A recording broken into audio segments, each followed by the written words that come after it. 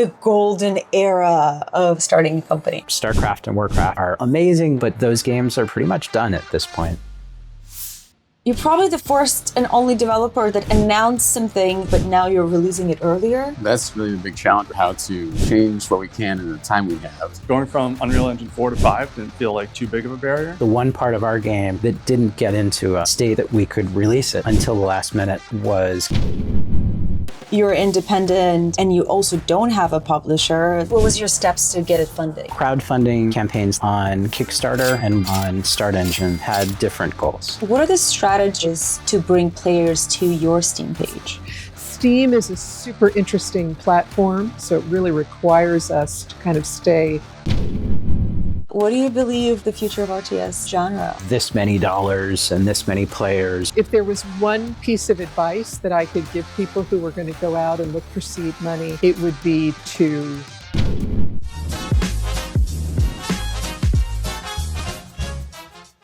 Hi everyone, my name is Ninel Anderson. I'm CEO of Devoted Studios and I'm your host at SpeakIndie. This is the first part of the indie series that we're having at Devoted Speakeasy. We have with me CEO of Frost Giant, Tim Morten. Tim, hi. Hello.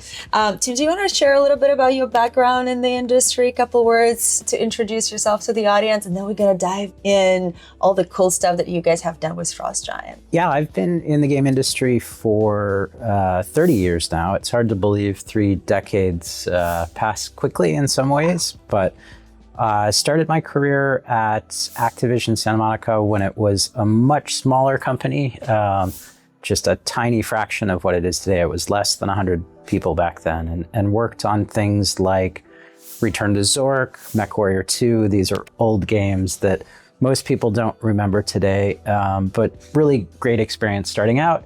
Had an opportunity to lead another startup after that, which was called Savage Entertainment, that did a lot of licensed IP. So Star Wars, James Bond, Transformers, Scooby-Doo, like just all kinds of licensed products. Exactly. For publishers. And after that, had a chance to work at Electronic Arts and Sony Santa Monica briefly before finally landing at Blizzard Entertainment. So you worked practically in every single major company in the world. There's still a lot of big ones out there that I haven't worked at, but yeah, had an opportunity to see the industry both through startup perspective and through big publisher perspective, but always working on the development side. So always either as an engineer when I started or later as a producer and kind of project lead. And Frost Giant got founded then in 2020 after I left Blizzard with a group of other ex-Starcraft developers, and we've been working on a new real-time strategy game ever since. Well, it was founded 2020 by 2 Tims. That's right. Was that the idea, like, I just want to found a company with someone who was named like me so we can have a cool story? But sure, that wasn't the case. That was totally it. We were going to make it a requirement that everybody be named Tim, but we decided that was a little too limiting. Yeah, I'm sure with the problems that people had with hiring in 2020 when the market was crazy, would limit a little bit your pool. I think what I love the most about Frost Giant, I have to say 2 things. I can't just narrow it down to one. The first is that there's among a lot of members of the team, there's really a shared love of the RTS genre and the desire to create something new, to create something awesome within that space. The second is that we get to work on something new, something really exciting for a lot of us, and we get to kind of make up the rules along the way. It's kind of our playground. And especially with the 3v3 mode, we see a lot of excitement among members of the team because we really are doing our very own individual thing that I don't think a lot of, or any RTS has done in that similar of a way. So how did you come up with the idea? What motivated you? I think 2020 was the best time to start a company and raise money in the industry. I feel like that was like the golden era of starting a company. Yeah, I didn't really know anything about the fundraising environment at the time, but I think you're right. That was kind of the height of availability of venture capital for starting game studios, but I had no idea about that. I just was really committed to the idea of building a new real-time strategy game. And as much as my experience at Blizzard was tremendous, really loved that place and loved the people there, the focus at that time at Blizzard was much more on Overwatch 2, Diablo 4. And so to build a new RTS, I was going to have to go try to do it independently. Right. Was it scary? Yeah, it's always scary to give up a good job at a place that you love to try something new. So yeah, it was scary. Walk me through it. You woke up one day and you're like, I'm going to start an RTS company, quit your job. What do you do next? One of the purpose of the episode today for me, and I hope for the audience, is like, what do I do when I want to start a company? Stormgate does not have a publisher. You were able to successfully raise multiple rounds. You also have had like a very successful Kickstarter campaign that I have a lot of questions about. All of that led to the success and the team size that you have right now. But like, how did it all start? Like, what was your first baby steps? Was all of it? For Frost Giant, the first baby step was finding someone else to partner with. So that was a critical step, agreeing on the high level vision and then building a pitch deck. I will say the last startup experience I had was publisher funded. And Tim Campbell, my co-founder at Frost Giant, had also led a studio that was publisher funded. And both of us have some scars from those experiences. I think publishers play a really critical role in the industry, but as a third-party developer producing content for publishers, the publisher is in the leverage position, and they often use that leverage in ways that don't feel awesome as the independent studio.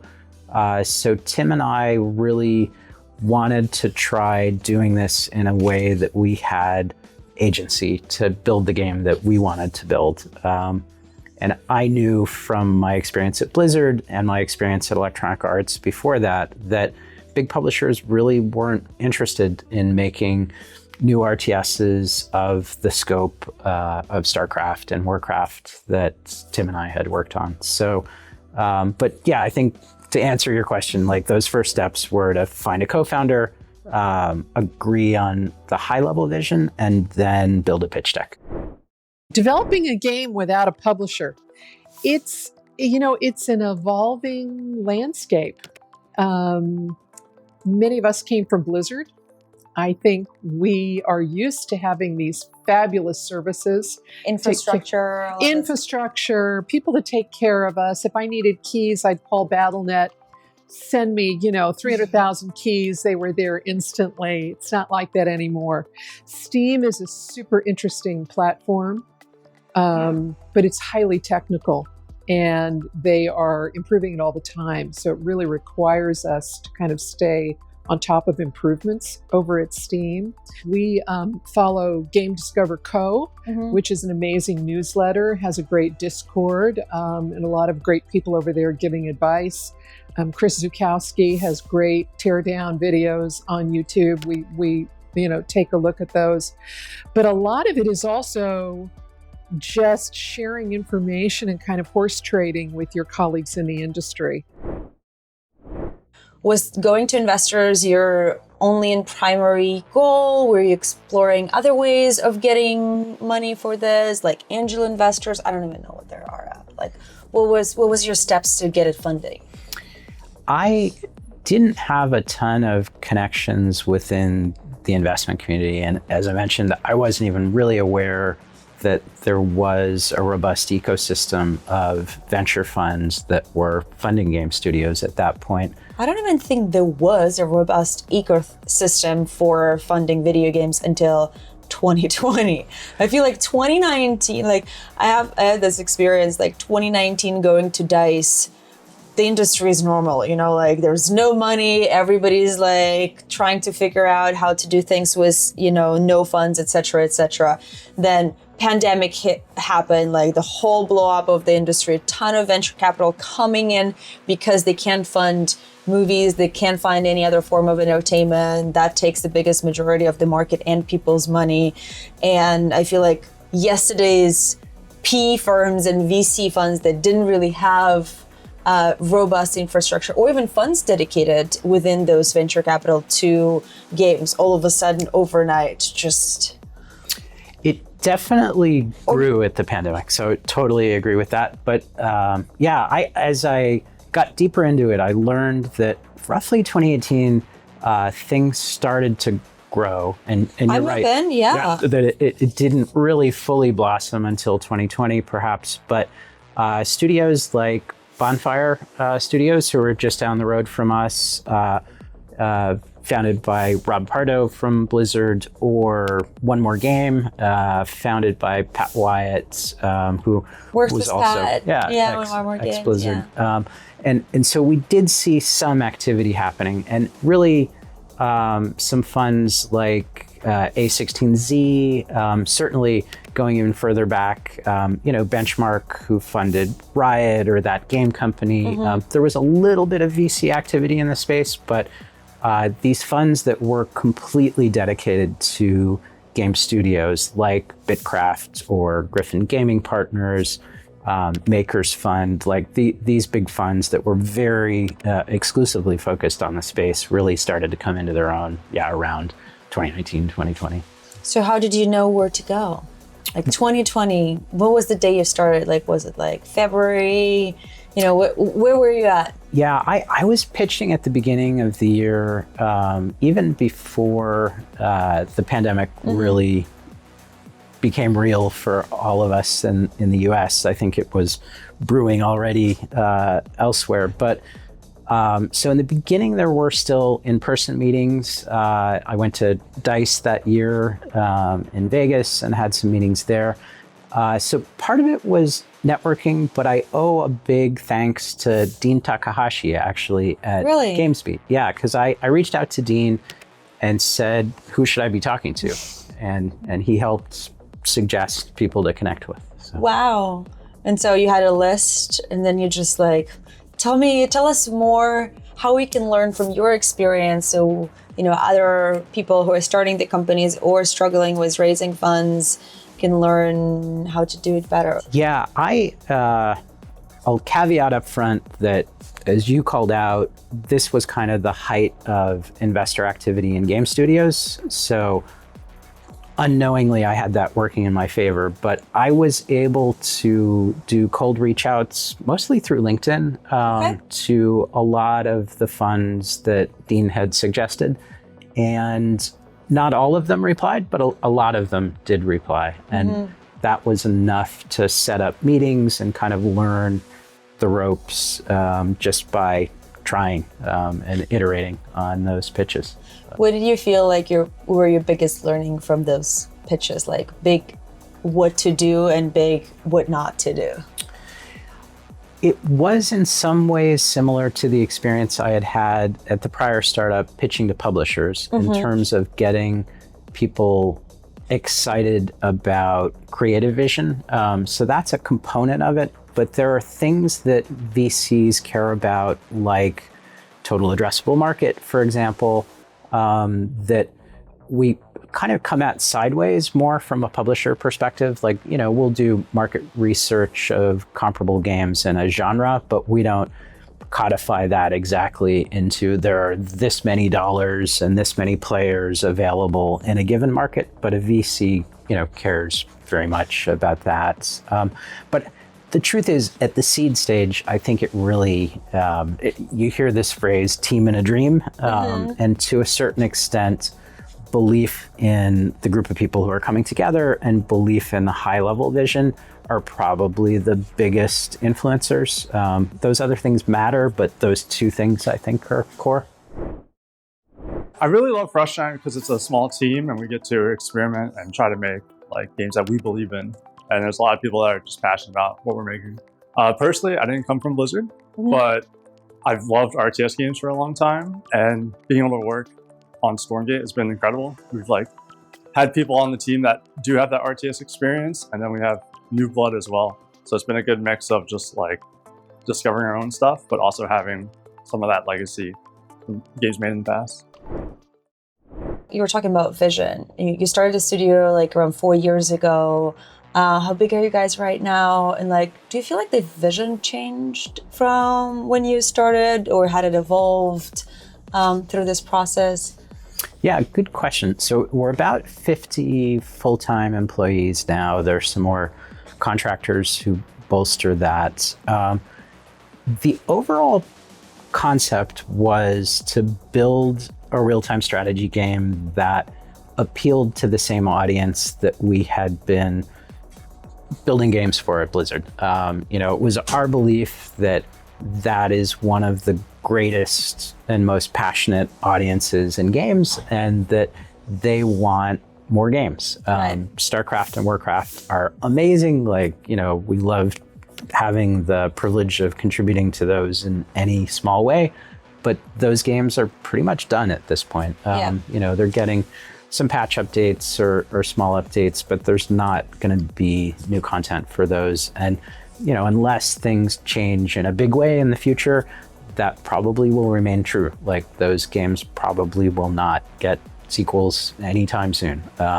And so for us to be able to carry forward that style of real-time strategy, which, love Command and Conquer, love Age of Empires, Total Annihilation. There are so many great RTS franchises in the past, but Blizzard RTS has some very specific characteristics. And so we wanted to build another one of those. And we also wanted to make it more approachable to a broader player base. That was kind of the core of our vision. Did it change to where you guys at right now? Did it shaped more? It certainly got more refined as we went. And I think one of the call outs I would make there is that we realized we have to start by appealing to the core audience. Is it purring? I think it's purring. Oh, the Atlases! We got him! If we don't build a game that appeals to the core audience, then nobody's going to play it. We need those guys to like the game. And for what it's worth, that's something that we're still working on now. I think the challenge of building a game for that core audience is significant. We need to achieve that before we can kind of expand out to the broader, more mainstream audience. I would go to Dark Souls as an example. Right. Players have heard about Dark Souls games for years, and they have a great reputation. But before Elden Ring, I think most players that you talk to would be like, yeah, I've heard those are great, but it's not for me. It's too hardcore. It's pretty hardcore. It is. Even Elden Ring still is pretty hardcore. But the thing that changed with Elden Ring was there was a sense that it wasn't as punishing as the prior games. And part of that's, the open world nature. You can kind of pick when you engage with bosses. There are various things that they changed that did make it more approachable. But that was the game that the core audience from the prior Souls games said, you should come play this one, check it out. And that's, I think, a big contributor to why Elden Ring succeeded as much as it did. And so, we want to try to achieve that same thing with Stormgate, but we've got to make sure we nail the things that the core audience cares about first. So the main inspiration for the game originally and for the art style was obviously Starcraft, and for the entire, the game itself. But I know you guys got a lot of feedback in early access, the visuals, and you were brought in recently. So I'm sure there's a lot of things that you guys have cooking. Are you still continuing doing the Starcraft vision? Are you bringing in some new stuff? That's a bigger picture thing. Holistically, we definitely want to get that market. That's the fans that we helped make Starcraft on back in the day that we know and love, and want to bring them on the journey with us. But I think we also want to do our own take on it. So one of my big mantras has been what's our identity? How do we make ourselves special and stand out, and not just be hinting at what that game used to be or what that fan base wants. And so I think we're trying to get some unique things that feel like what's cool about Stormgate, what's cool about Frost Giant. And we're taking a look at the IP and especially the different factions and trying to make sure they feel, one of my jobs coming in is make sure they feel more unique, a little more edgy. Yeah. And we can kind of hint at it, like the Infernals, which is like the space demons. We're going a little more darker with them, a little more scary, a little more hardcore. Like there's space demons from like Space Hell or something, right? Like there's like a little more edgy. I think there's a different take we're doing on them that's subtle, but I could show you some stuff later, possibly just to hint at it. But nothing drastic, but I think it'll tonally they'll be more, a little more serious and more like a little more intimidating. What do you feel are your biggest challenges coming in to Frost Giant? It's a great crew and it's a great game and the bones are there. I think we just have to get enough time to put all the changes we want in there. And so it's really just a lot of scheduling and communication and everyone's been awesome and super pumped up. And it's just now it's one of the challenges for myself is trying to get familiarized with the landscape and just, all the people and the tools and the schedule and all that kind of stuff. And so I'm slowly getting a handle on that and then also trying to put the new creative spin on the races. Right. I mean, when I look at RTS games in general, I feel like the hardest part and the most important part is creating units. With your extensive experience working on RTS games, if anyone hasn't seen our episode was Alan on RTS art style development, please check it out. There's some captions in the description in YouTube. So what do you think works when creating units for RTS games? I think one of the big things is it's kind of 101 stuff, but I'm trying to reiterate it here where the unit read is like, it needs to have like a compact, unique read that has kind of prioritizes big shapes and small shapes and less of like you don't want a whole bunch of medium shapes evenly spaced out.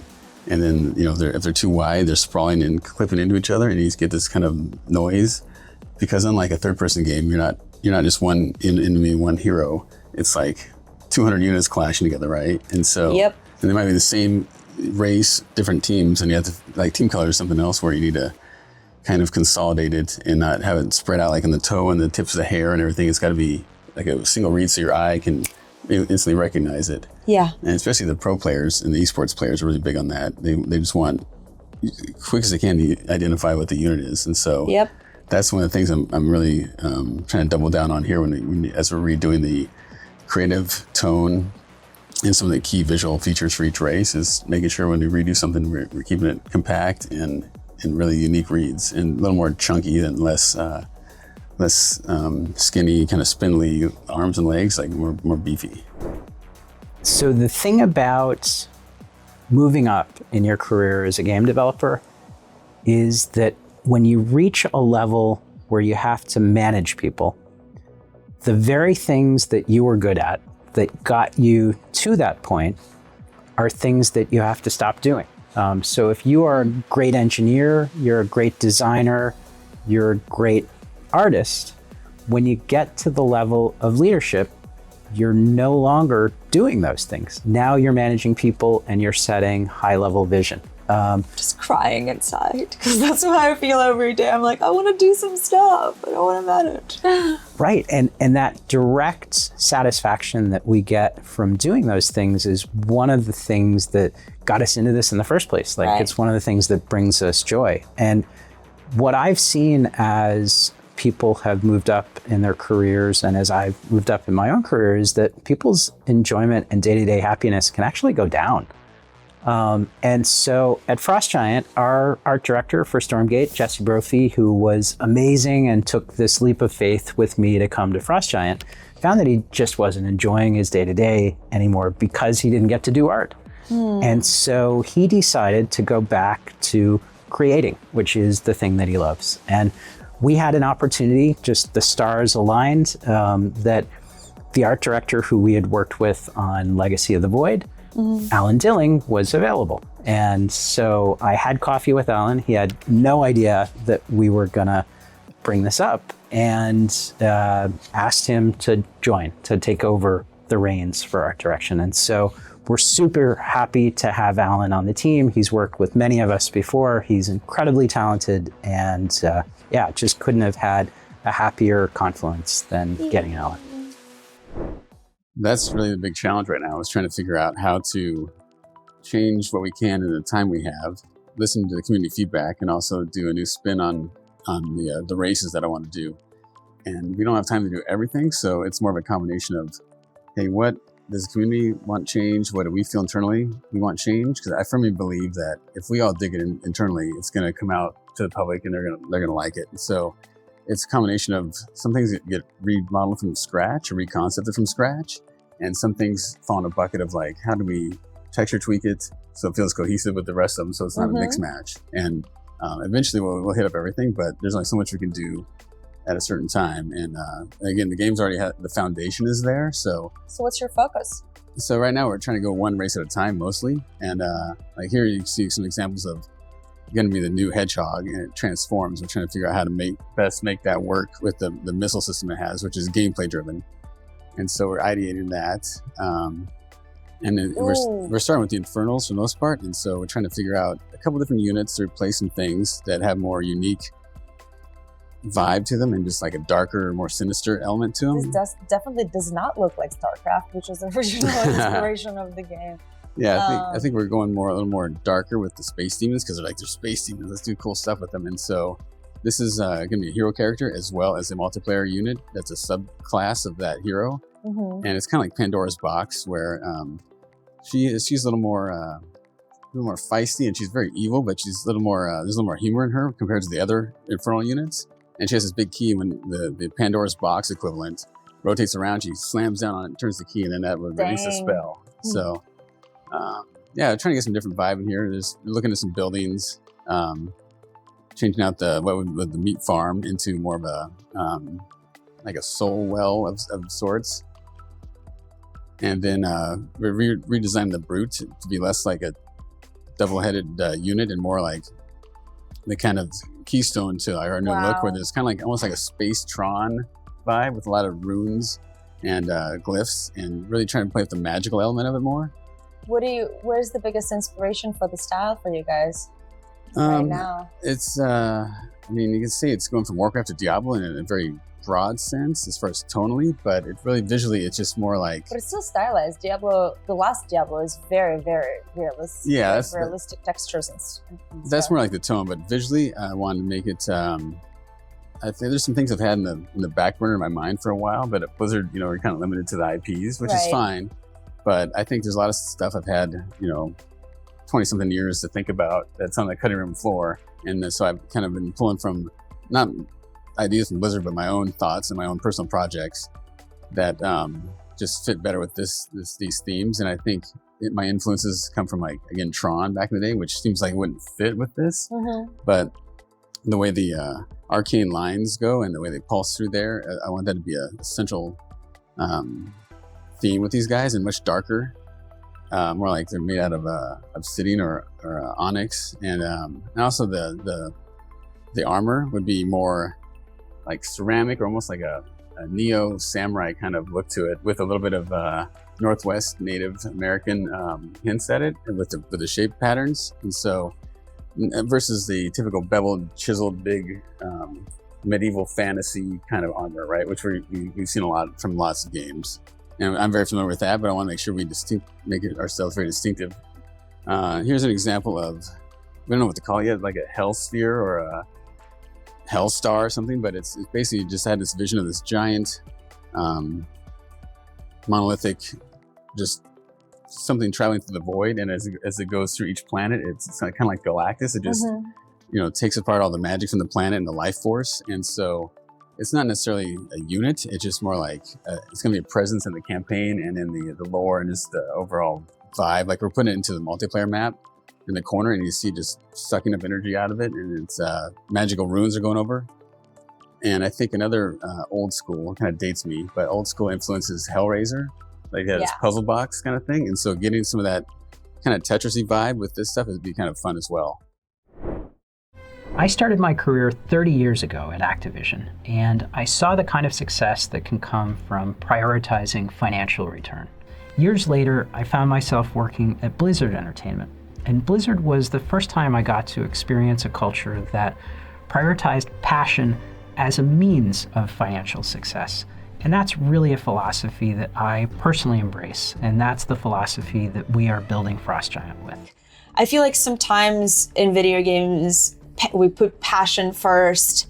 And especially when you're having investors behind, the thinking of like, okay, how we can merge passion and also understand that we're building a business, because you have 50 full-time employees, right? You can't survive in building like a long-term 15, 20, 30 year studio just based on passion. Yeah. You still need to meet payroll. But it's a question of which you prioritize. At big publishers, what I saw was that some of those big publishers put finances first and passion second. And Blizzard did the opposite. Blizzard put passion first and had the confidence that the financial success would follow. And between those two, as a developer, the Blizzard way is the way that I find inspiring. Nobody can argue with the financial success of Activision. Like, that is a viable way to build a successful company. But again, as a developer, the place that I enjoyed working the most between those two, and I worked at both, was 100% Blizzard. And the games that have continued to inspire passion in me are Blizzard games. So that was the model that we were aiming for with Frost Giant. Like, this game didn't start from a P&L. This game started from this Team and a dream. Yeah, this is the thing that we are passionate about building. Yeah, well, it's actually tying really well in my next question about Blizzard's legacy. You've spent quite a bit of time on the Starcraft. You have like a ton of folks here that worked at Blizzard. How's your experience there influencing what you're building right now, and what are you bringing in from Blizzard, and what are you leaving behind? Blizzard had a culture that was very much about building a playable and continuing to iterate on that playable. I've worked at other places where the game becomes playable right before you ship, and that doesn't usually yield a good result. So I think very consciously we wanted to build something that we could iterate on. And interestingly, I think the one part of our game that didn't get finished until, and finished is even the wrong word, didn't get into a state that we could release it until the last minute was campaign. And that was the part of the game that got the most negative reaction. And I think that just kind of underscores the value of getting to playable as fast as you can and iterating before you launch something. And like, the one part of our game where we didn't do that is the one part of our game where we fell down the most. So that's something we take from Blizzard. I think something we lose in leaving a big place like Blizzard is all of the support infrastructure around the dev team. Blizzard has a cinematics team, a QA team, a localization team, an esports team, a finance team. I could continue to run down the list. As a dev studio, you're just a bunch of developers. And so you've got to figure out how to replace, because all of those functions matter.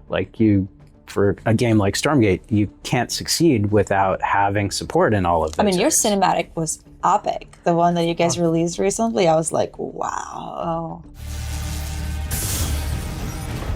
Stormgate unstable. Shut it off! What the hell was that? Cut the power now!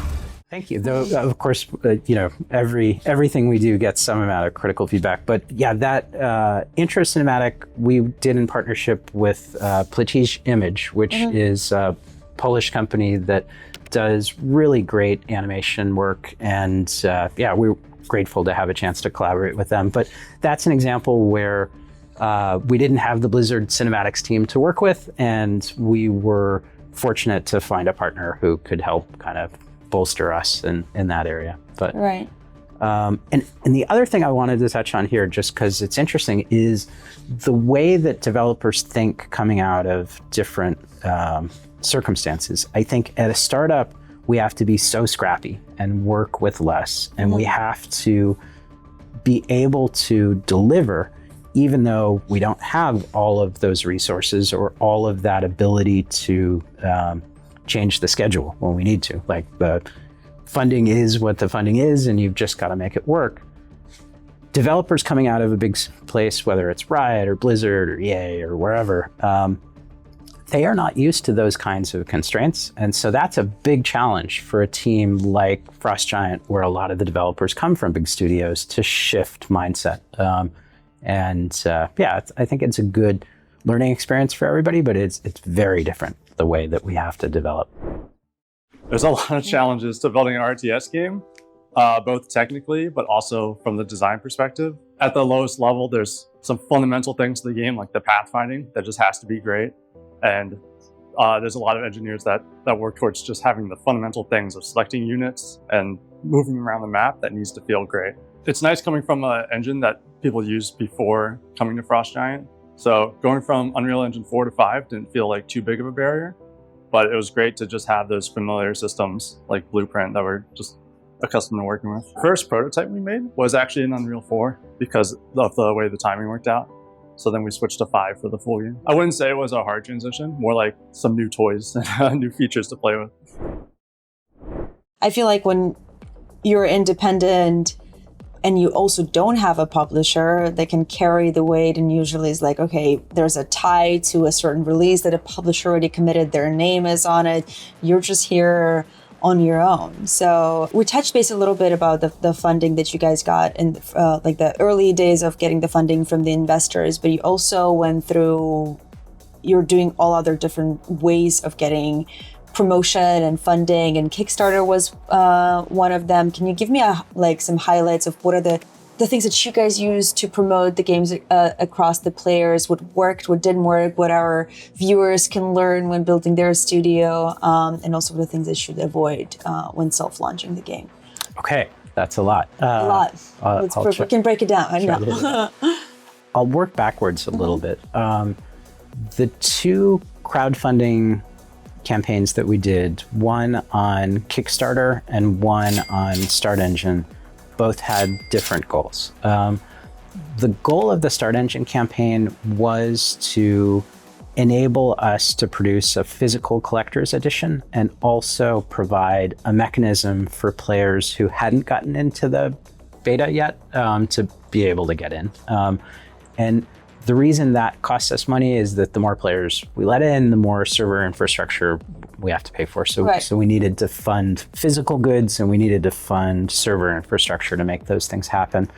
The Kickstarter surprised us. It overperformed. And so we added some stretch goals and other things that we felt like players would get excited about if we added. So that was the Kickstarter. The Start Engine campaign, that really was about letting us bring the game to market without a publisher. The Kickstarter surprised us. It trade-offs that you make when you're working with a publisher. Publishers bring a lot of services, they bring capital, and those things are valuable, but the cost of accepting those services and taking that capital is that you give up control. You give up control of the game itself because they take editorial control of the game, and you give up control of how the game gets brought to market. And so rather than doing things that are more community oriented, like community esports tournaments or getting popular casters and streamers involved, they tend to do big site takeovers or go pay a top streamer from some other game. It's a different approach, and it works, but we wanted to maintain our own independence in bringing the game to market. And so the Start Engine campaign was about providing some go-to-market funding for us. And again, thankfully, the community rose to the occasion and gave us some funding that way. So those two were very targeted in terms of why we did them and what we intended to use that funding for. The rest of the funding really was entirely from venture capital funds and from big game companies that invest in an equity basis, just the same way that a venture capital fund. So We had Riot Games come in on our seed round, and then we had a Korean publisher called Kakao Games come in on our A round. Can you tell me a little bit more about Start Engine? What are the terms? Like, what is the people who are investing mostly gamers? They get some equity in the company. It's not really a very known worldwide tool. Start Engine have been like really blowing up, I feel like, through the pandemic, like last few years. So I would love to learn a little bit more about the experience and, how it works. And we looked at some other campaigns that had used the same type of funding. Skybound Entertainment, who have Walking Dead and have also done games, have done some pretty successful crowd equity rounds. Some former Planetary Annihilation guys have a new company that's building a new RTS game. They had done a Start Engine campaign. Also, Epic Games has done a bit on Start. So we had that one I missed, and I'm really regretting. I was like, how did it come? Yeah. So that's kind of what brought our attention to it. And unlike Kickstarter, where it's a contribution towards finishing the project, and you often get, project access or some digital goods, physical goods, like Start Engine and the other companies like Start Engine are about buying stock in a company. So it's kind of a mini IPO, initial public offering, but it's not quite obviously the same reach, because instead of being on the New York Stock Exchange or the NASDAQ, it's a private platform, in this case Start Engine. And it doesn't have quite the same financial overhead in terms of quarterly reporting and all of the things that come with a real IPO. But it does give investors and players the opportunity to own stock in companies that they support. And there's some really interesting, like, non-game companies that do. And they can sell that stock later on? Like, how does that work? If I have to Start Engine, buy some of the stock of Frost Giant, like, what can I?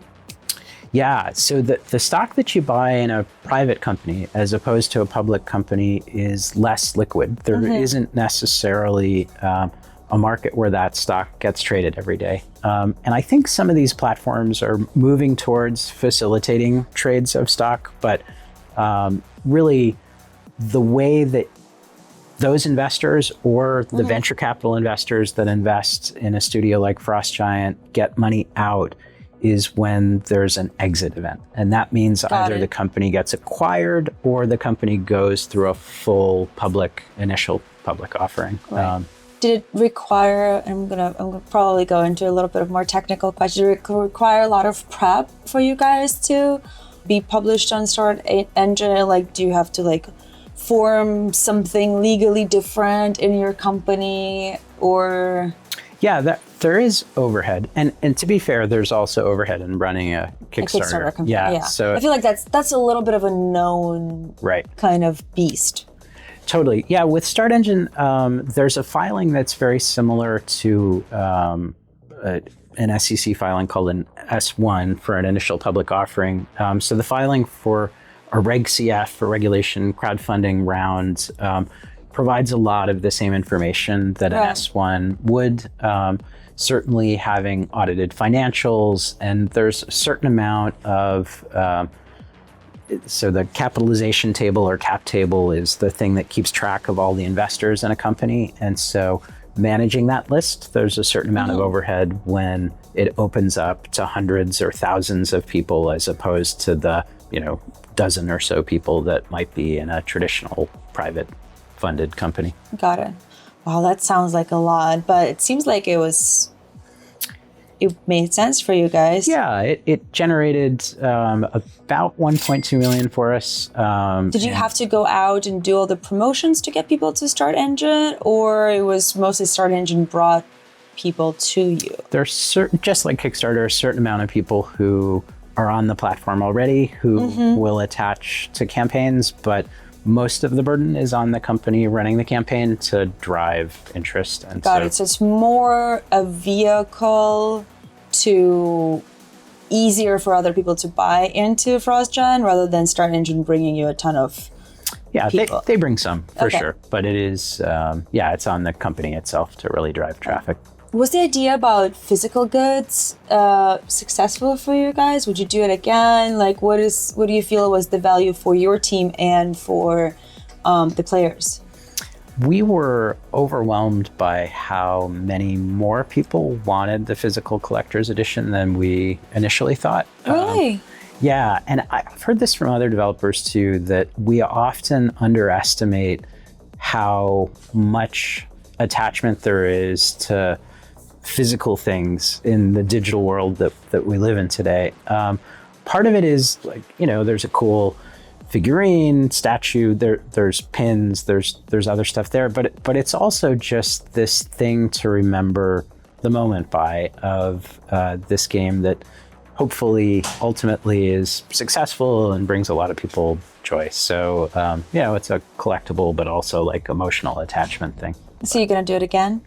I would love to do more of these. I think the one that we did was very focused on the first faction in the game. Right. So it'd be really cool to do one for the other factions at some point, but we've got a lot of game dev to do before we think about more physical stuff. Well, speaking of game dev, you recently had an early access, right? How did that go? Like, what did you learn? Would you recommend going to early access for everyone? If you could do it again, would you do it differently? Yeah, we would definitely do it differently if we could do it again. In that the clear message that we got back from players was that they wanted more polish before we put it into early access. So like that message was definitely received. I really firmly believe that as painful as it is to get criticism along the way, that criticism does help make the product get better. Obviously, constructive criticism, not just, blind criticism. But, the world where you can make decisions that are so on point that you do a grand reveal at the very end of a long process, 5 years. I mean, Starcraft 2 was 7.5 years before they revealed it.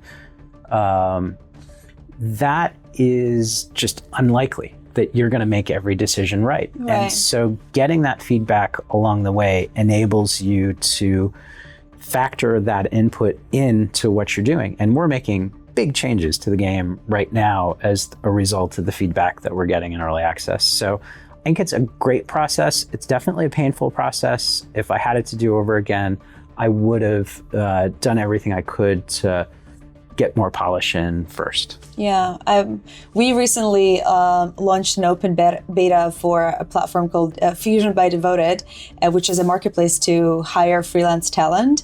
And we were like, well, all of this stuff is so self-explanatory. You search for this, you go here, you create a request. And then we started testing it out with some of our friends in the industry who run outsourcing in, larger corporations. And we got this much of feedback on every interview, and we were like, oh, I guess it's not self-explanatory. And I was like, I wish I started doing certain things earlier. I was testing it out. We just recently did a new patch, and all of our customer board are like, oh my god, this is so awesome, we're loving it, starting doing requests. And I'm like, should have started doing this 8 months ago. I probably would have avoided a lot of mistakes that I had to fix. But it is definitely a humbling experience because, yeah, I'm sure you experienced that as well. I think anytime you share work, you're vulnerable. You're exposing yourself, and that's an uncomfortable feeling for all of us as humans. And nobody likes to get criticized, but there is a lot of value in the process for sure. I mean, when you're saying things like more polish, it's such a broad word. I feel like you could give that feedback to anything or anyone, and there's always more polish that could be done. What was that for you guys? What was missing? Yeah, it's or what are you working on in the next patch that would make the people so happy? Yeah, it's always going to be a subjective determination of where to draw that line. And it's tough, I think, when you're working on something for years, you're so close to it. So it's somewhat arbitrary in making that determination. And you kind of look at what happens to other games, and hopefully people have looked at the response that Stormgate got and taken learnings away from that. You mean your competitors? I wouldn't even just limit it to other RTS games. I would say, like, across the industry, every early access game that comes out, there's something to be learned from. But overwhelmingly, campaign was the biggest thing we got feedback around. And we talked a little bit about that earlier. That one takes time to fix. Like, we're going to roll out some very significant changes and revamps to campaign next year, but that involves, new character design, new art, new animation, new dialogue, actually reworking missions and building some even new features to supplement the campaign part of the game. So that one is like a big ongoing project. I think look of the game is another area that we got critical feedback on, and we've already, in the last 2 patches that we did, made some pretty big adjustments there, but we've got a lot more coming. Right. And then there's a ton of granular stuff. There's performance. We just did a patch and we've got more work in progress on performance. A lot of user quality of life features. Key remapping was a hot topic, and that's something that we're also working hard on. We've done sort of an interim step and we've got a full step coming. It's a laundry list. Most of criticisms you guys got was from the campaign, but there's other modes in the game. Why not abandon a campaign and focus on the modes that didn't get the criticism? That's a great question. There are some other games that are doing, some other RTS games that are doing a campaignless game. And I think that's possible and that those can be really good games. But going back to just the original vision of us wanting to build an RTS in the same vein as the Blizzard RTSs we had worked on, campaign is so foundational to getting people invested in the universe. And this is something I've talked about elsewhere, but the audience for campaign is huge. Like, as much as real-time strategy has a reputation for being a competitive genre, only 25% of players are competitive players. The campaign players are 75% of the audience. So they really are an important and majority audience. As loud as the voices are for competitive and important those voices are, campaign definitely matters. Yeah, I feel like there's 90% of people love everything, and then there's 10% that don't like something, and they're very vocal about that. And then sometimes, I find myself guilty of like fixing to fit those 10% versus, and then it breaks everything for the 90% that weren't complaining. Recent MacBook Pro that they deleted the panel, the little panel that was there on top was like a little screen, because 10% of the people were like really complaining about it. But I loved it, and I never complained about it, and I wish I complained about it because they took it away in their recent stuff. So I don't know, it just hits home with some of their recent stuff. So yeah, and I mean, you could almost ask the inverse question of, if campaign is 75%, why not focus exclusively on that? And the answer to that is that other 25% of players are the most vocal, but they're also the stickiest. Like, they stay with the game the longest, and they're kind of the tastemakers. Like, those are the players that other players look to for advice on whether they should play a game. And frankly, real-time strategy has competitive gameplay just intrinsically as part of its DNA. Like, to be a great real-time strategy game, certainly in the same vein as Blizzard games, it's just, it's something you have to do, is build great competitive. Well, it seems like there's a no-win. There's a smaller audience, very vocal, they like everything. There's another part, bigger part, not vocal, but it's like, I don't know how you're doing it.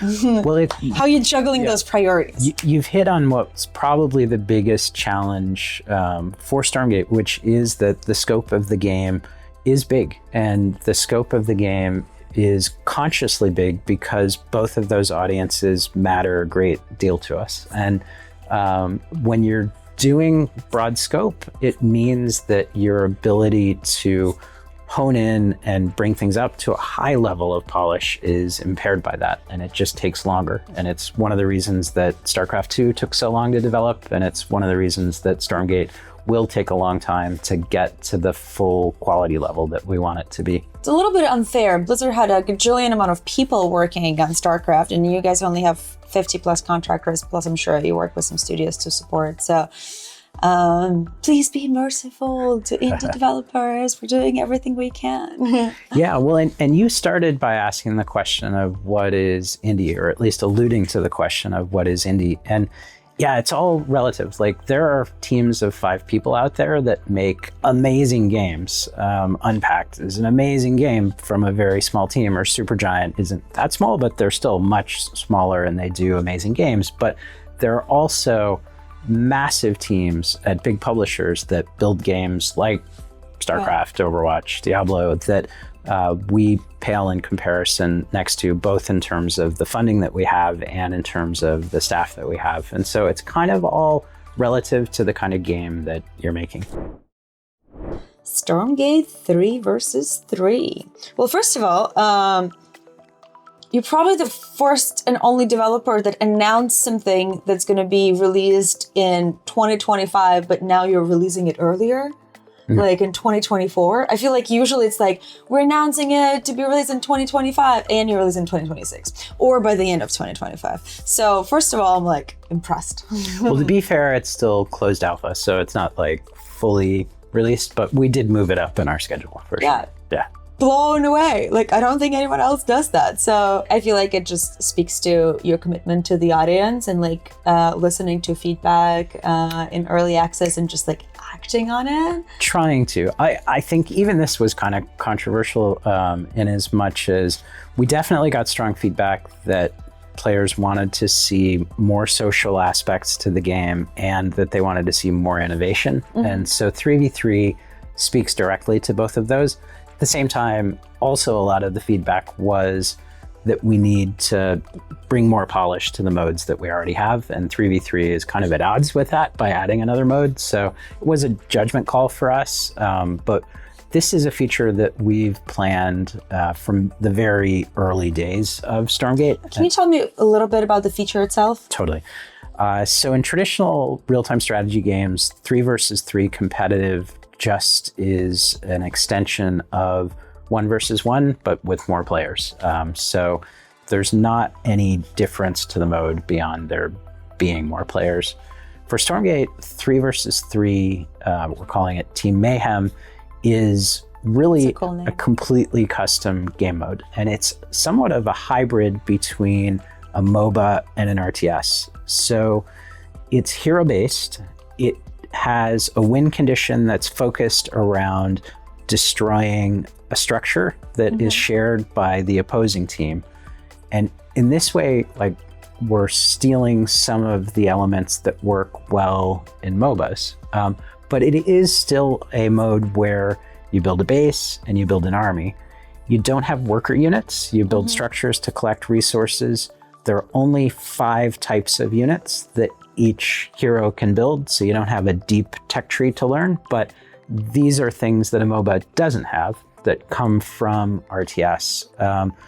And then there are some dynamic elements on the map that are a little more MOBA-like than RTS-like, but it's taking elements from both, bringing them together. We believe it's a lot more approachable because it's simpler macro, again, no workers and limited tech tree that you have to learn, being hero-driven.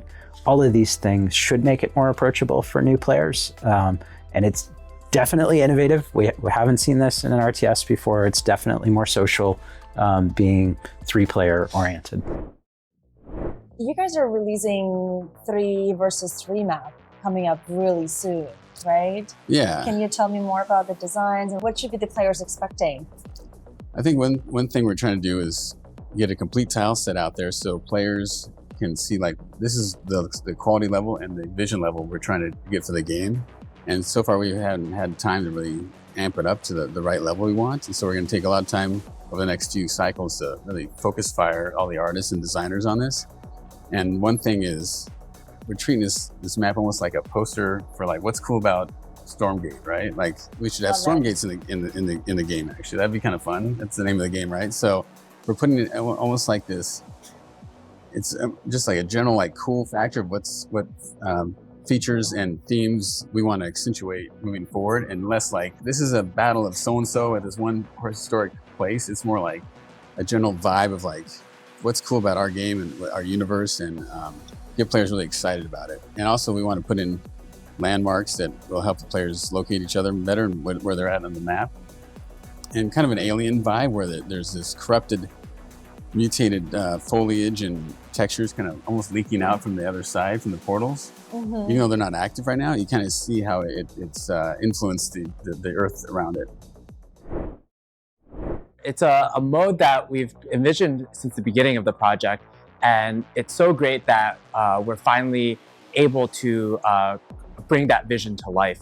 It's a mode where you play with 2 allies to achieve a common objective.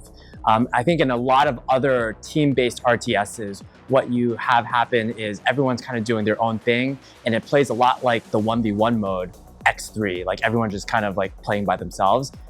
In our 3v3 mode, we envision a mode in which you are constantly interacting with your teammates and using abilities that synergize with each other so that you really feel like a team. Yeah, I think a lot of the struggles with traditional team-based RTSs is that the objectives aren't very clear. And it's very hard to determine whether what your position in the game. Are you winning? Are you losing? We've made a lot of changes to our 3v3 mode such that we optimize for that. It's very clear you have this one objective that you have to kill, and you kind of always know you're standing in the particular game based on the number of units you have, how many expansions you have on the map. So we hope to create an experience that's a little more approachable in that way. You had a statement earlier as a team to make RTS more approachable because it's a very, very niche genre. We talk a lot about lowering the skill floor, which means making it more approachable for new players coming in without taking away the high skill elements of the game that make RTS so exciting.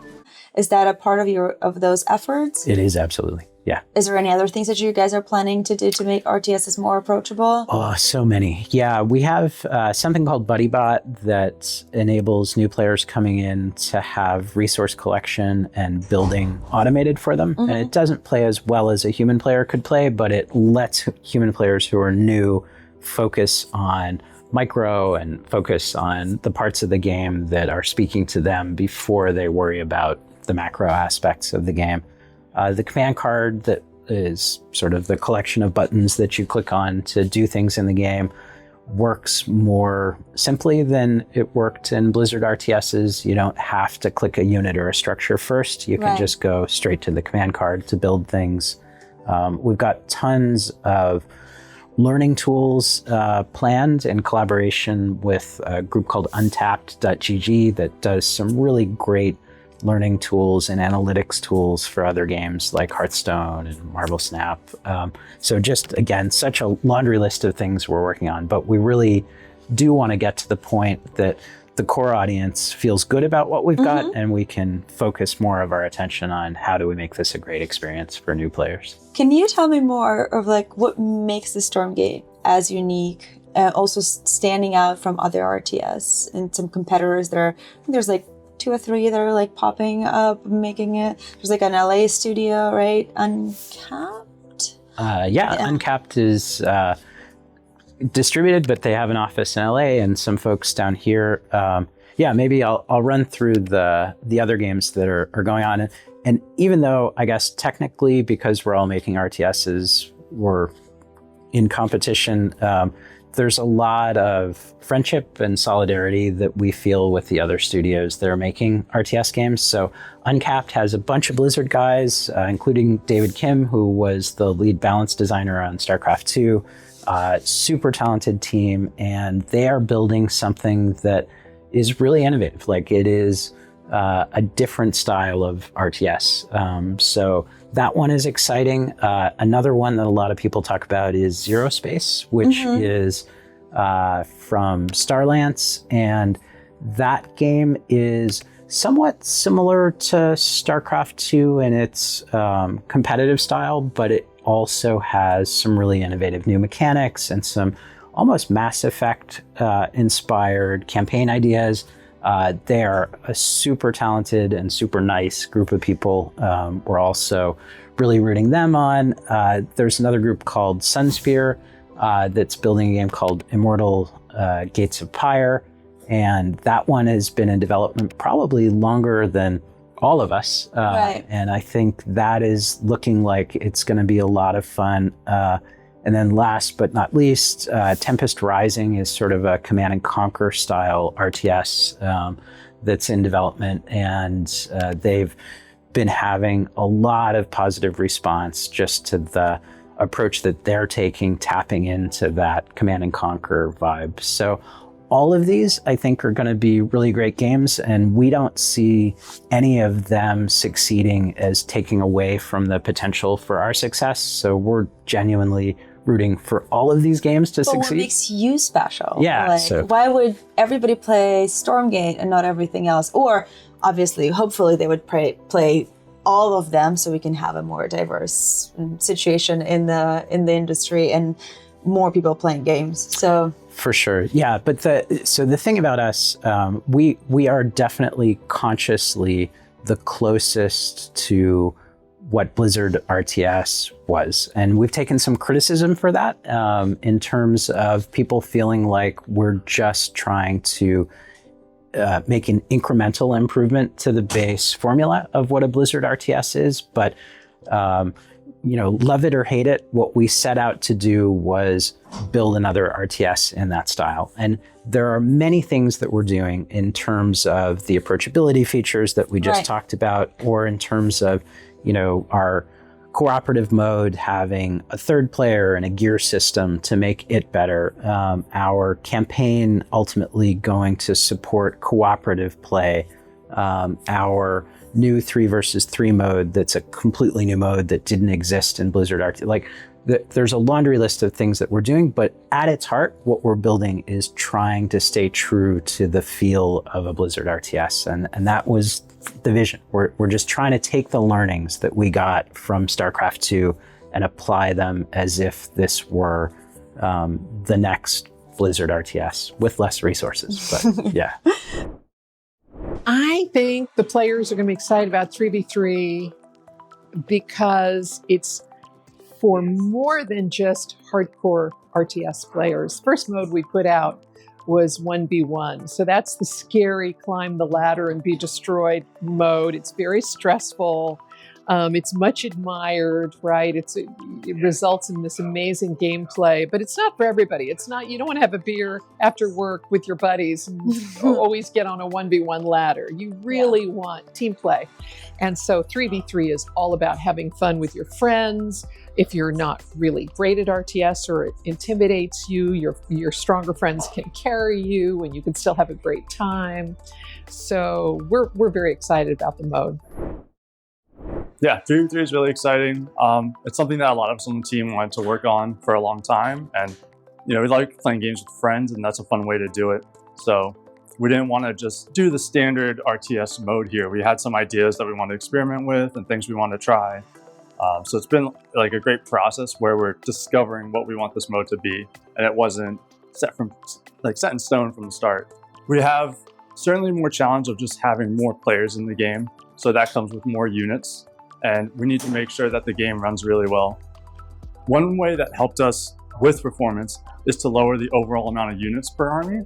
And that's not just for a technical reason, but also from a design reason. Because when you have these big battles with 3 armies versus 3 armies together, it can just be too much to track, right? It's too overwhelming to players. So that's an area where both the design and the technical reasons come together. That works well. Is it hard to sell an RTS game in 2024, 2025? Like, what's working for you guys? I would say the most successful RTSs that have launched lately have been from Microsoft. They've had an ongoing commitment to the Age of Empires series. The Age of Empires 2 community is flourishing. The Age 4 community continues to sustain. And Age of Mythology has also just been remastered. And I think each of those really shows a commitment from the World's Edge team at Microsoft, who's overseeing those games, to service the community in a way that makes those players happy and excited. And so, like, hats off to the World's Edge team for doing that. I think we share a lot of love for the genre and for players. So I think that shows that there is still potential for new RTS games. Meanwhile, games like Blizzard RTS games still have incredibly healthy communities. The Game Pass offer that just launched for Starcraft 2 is like reinvigorating the Starcraft 2 community to have this influx of new players come in. So I think there's no question that there's a passionate community. I think the hardest part really is living up to the level of quality and scope that exists for the games that are already launched. Like those games, Starcraft 2 had 7.5 years of development and another 10 years after it launched with a dev team on it. So like day one, any new RTS has to live up to 18 years of development from one of the biggest publishers in the industry. That is a very high bar. I mean, you've decided to go on that road.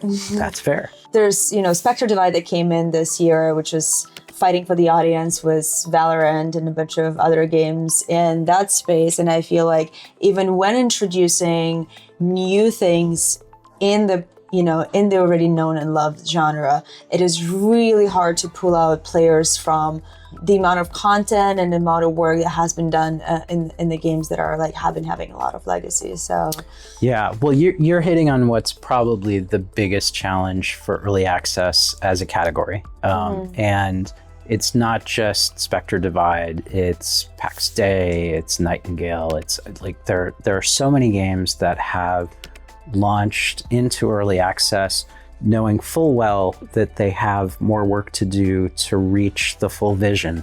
But because they're not there yet, we all compare unfavorably to the stuff that's already in market and already successful. And it is an uphill battle then to get from early access to achieving that full vision. And I think this is something a lot of us in the industry are struggling with, frankly. Like it's an industry-wide thing. It's not just Stormgate. It's not just any one of those other games that we just talked about. And it kind of goes back to that earlier comment of the folks who are really flourishing in early access either have a really unique player proposition like Pal World or Manor Lords, or are at a higher degree of polish like Hades 2 or Helldivers 2 for that matter. Right. Yeah. So knowing all of that, what would you do differently? Or there's nothing you can do differently? Well, it's just like...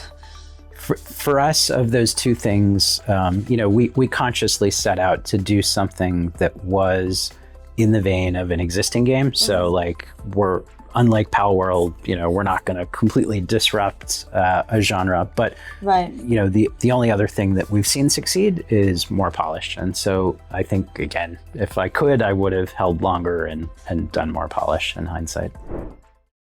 Game balance is always a very tricky subject. I could talk on forever about this topic. On Stormgate, what we try to do is we try to get a lot of feedback, both from the average player and some of the top players.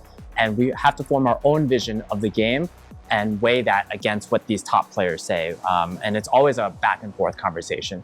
Stormgate is in a very early state, so there's a lot of changes that have to be made, even to like the core foundational aspects of the game. So we're still working through a lot of those challenges right now. For the 3v3 mode, you could argue that it actually gets a little harder because not only do we have 3 factions, but we also have these sub-factions and these heroes that we have to balance between. A lot more variables into the mix. And for that, right now, we don't have any sort of like hero picking or faction or sub-faction picking. But in the future, something that we would like to add, which exists in a lot of other games, is kind of like a pick ban phase in which the metagame can kind of settle around a meta where the most overpowered heroes or the most overpowered sub-factions can be banned out of the metagame. And we think that's something that a traditional RTS hasn't really had. I think it's kind of hard to hold on longer when you're a scrappy indie development studio. I think you guys made 3 rounds successfully with investors. Sort of, yeah. So you had a seed, which was around 5 million, right? Then you had a Start Engine for 1 point something, Kickstarter 3.2, and you had Series A for 20 million? 25 million. Yep. Was there something else? No, that pretty much sums it up. That's it. Okay. And that's still not enough to probably compete with the amount of money Blizzard has put into Starcraft or Microsoft and stuff like that. So knowing what you know, like what is the budget for a game like that to be competitive? I believe in in ideal worlds we would have raised even more money that gave us even more opportunity to polish, for sure. But I believe every game has a different ideal number. Right. So I don't think there's a one size fits all, but I think you are hitting on something that is a challenge for every independent studio in gaming, which is access to capital directly correlates to how much we're able to do. And while there are a lot of opportunities for companies to get a first round of funding, a seed round, there are a lot less opportunities, especially today, to get an A round, the follow-on tranche to a seed round. Most games need another round beyond that. And there's maybe a dozen studios that raised enough between their seed and their A that they don't need more money. But then there are hundreds of studios that need more money past their A to really fulfill the vision for their game. And the access to that funding is almost non-existent. And this is one of the reasons that I think the ecosystem is facing challenges right now. Like there are a lot of studios struggling today.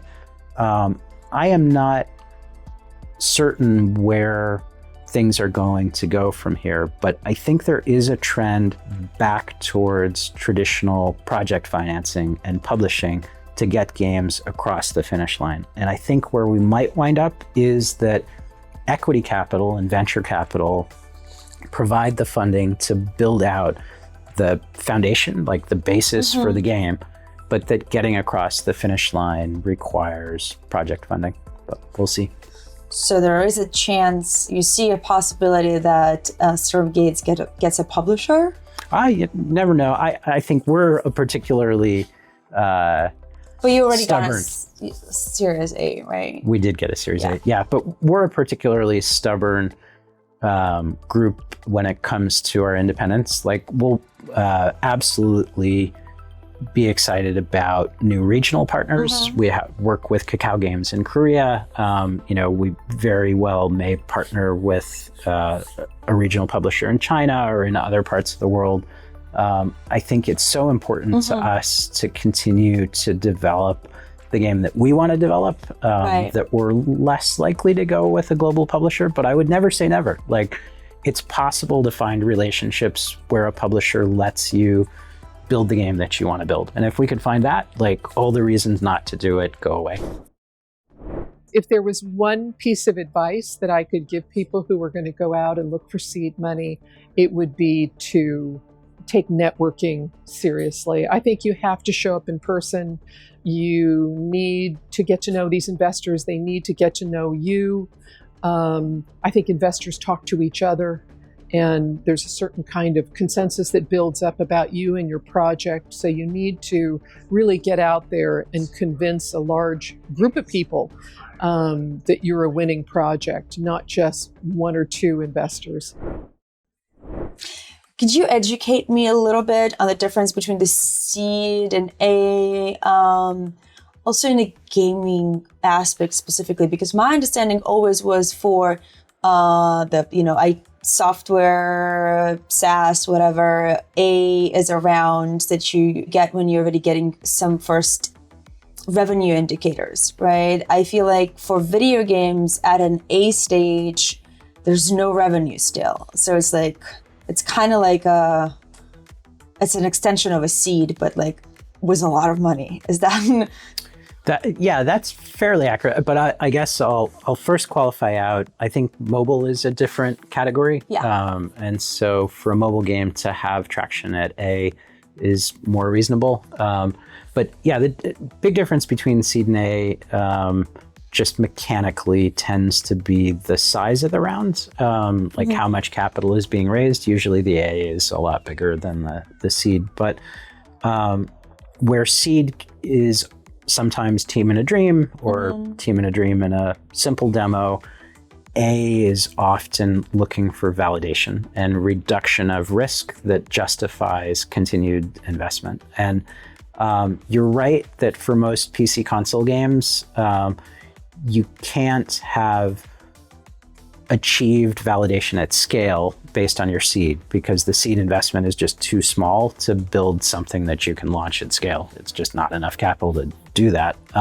But you probably have Steam wish lists, you probably have social followers, you might have some retention data from early play tests, and you could do qualitative or quantitative studies. Like there's a certain amount of validation that you can build up at A that wouldn't make any sense at seed.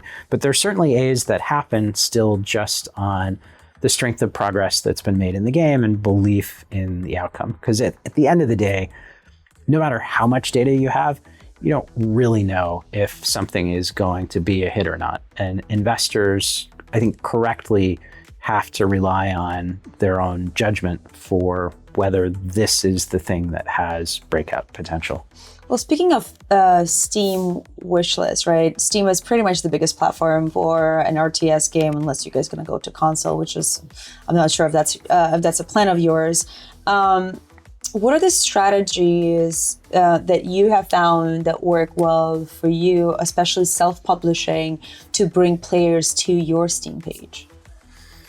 We started very early in terms of trying to build awareness for Stormgate and for the studio, for that matter. And that was a conscious choice, having looked at some other developers who had successful Steam launches, because we felt we didn't have the firepower to do a really late announcement and get enough attention. Like that costs money. You have to really spend if you're going to wait and do a late announcement. And even though announcing early engenders some frustration from players because they don't really care that a new studio has been founded, like they want to see gameplay. They don't really care that there's an initial cinematic for something. They want to see gameplay. And it's a multi-year wait from when a studio gets founded to having gameplay that's ready to be showed. But even recognizing that, what we saw with some other successful studios and other successful games is that over time, wish lists on Steam go up.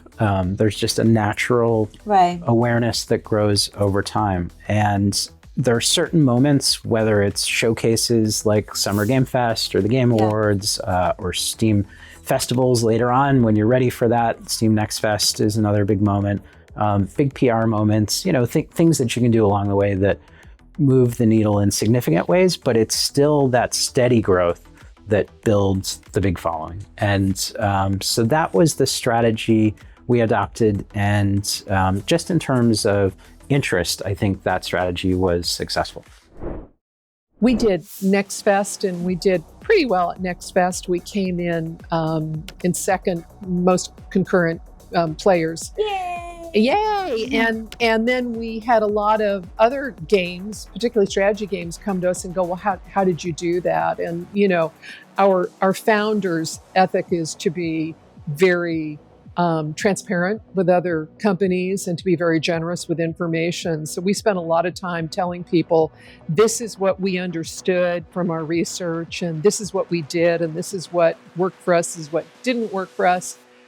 But that NextFest, of course, evolves all the time.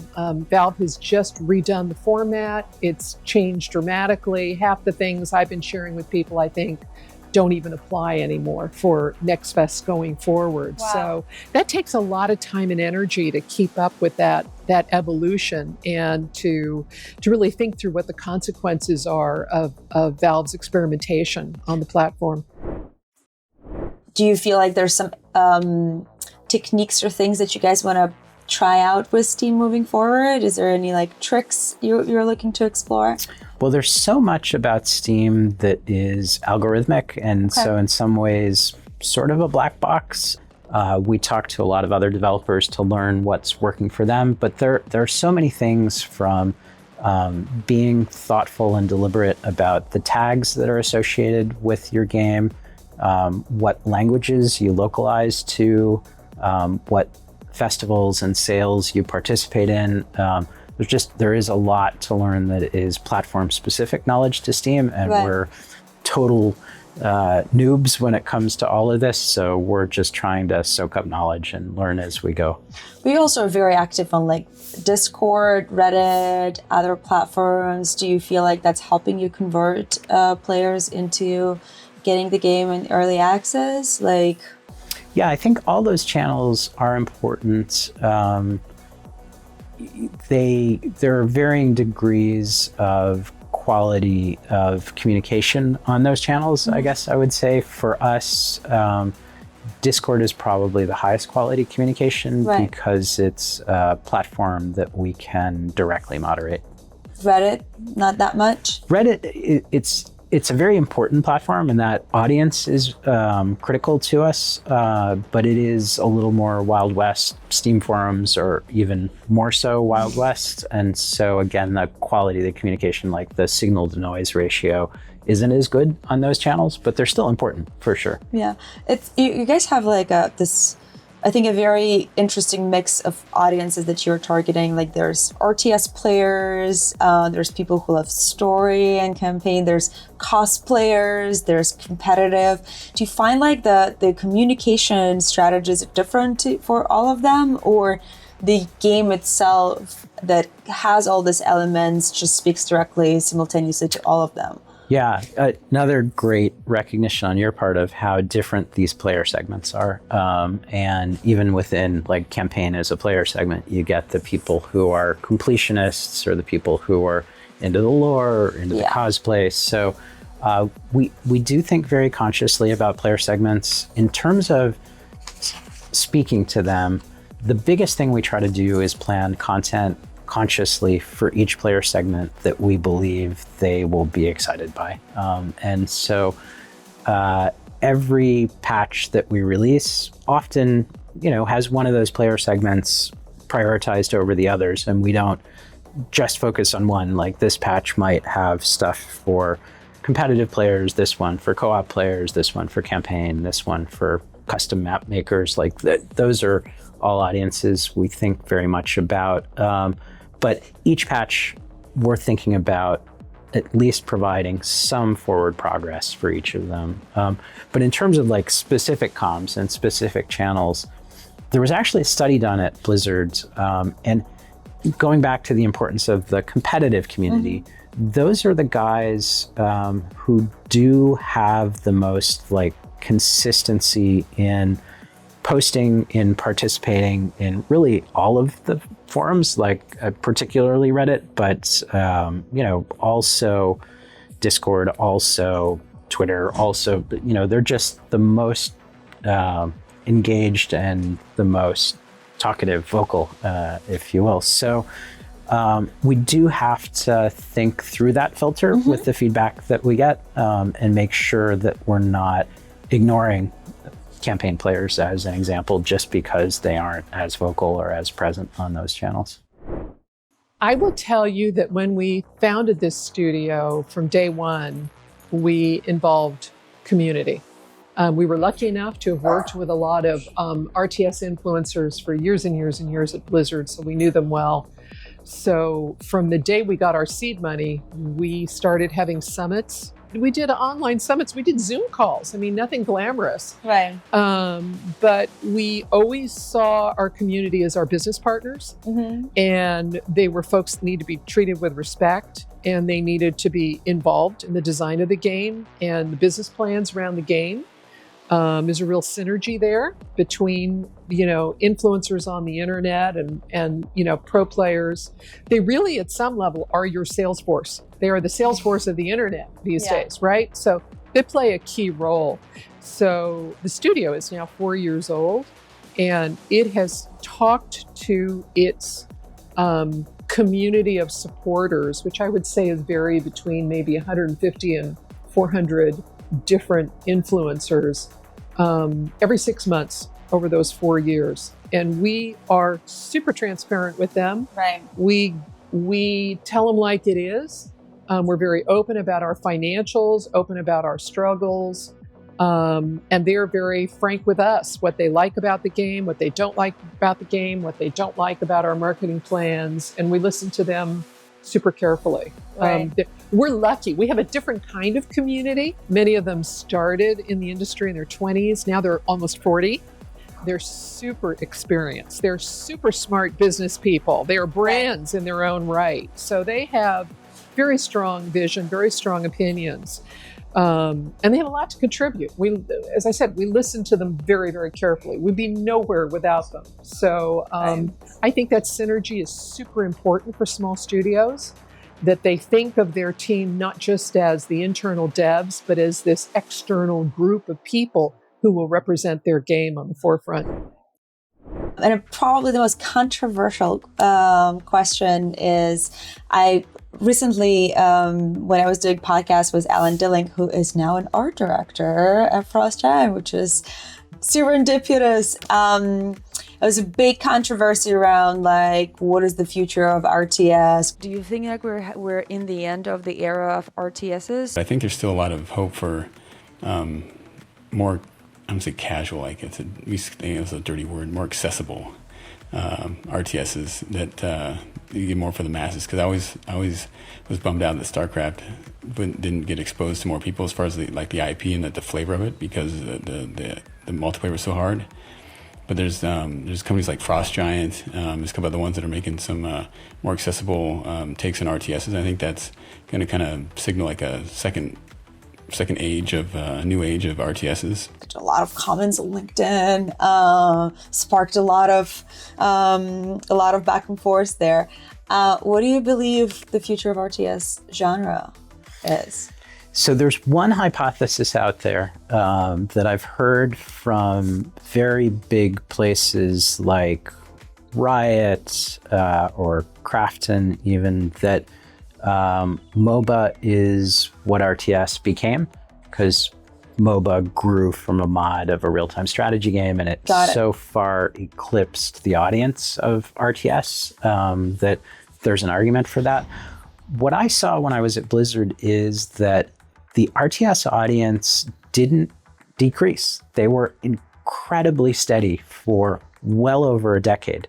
And so while RTS did get eclipsed by MOBA and by Battle Royale, and there's so many genres that we can point to that got bigger than RTS, the RTS audience is still there, still playing, and they're a great audience. I genuinely think they're one of the best audiences in gaming.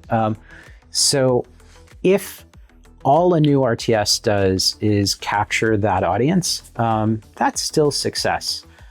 I definitely believe there's potential, whether it's something like what we're doing with 3 versus 3 Team Mayhem, something like what Battle Aces is doing, or Zero Space, or any of these other RTSs. I definitely think there's potential to grow beyond that core. Right. And somebody will strike on the thing that causes that to happen. So I'm very confident that RTS will continue to live on, continue to thrive, and that it will at some point even grow. But it's anybody's guess, which game is going to do that. And I'll be as excited for any of those guys if they figure it out as if Stormgate does it. No, well, on that note, I wanted to thank you for giving me the time and walking me through what you guys have built here at Frostgiant. And let's look forward to what's going to happen with RTS in the next year or two.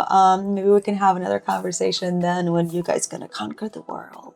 Absolutely. Thanks for having me on the podcast. Thank you. Appreciate it.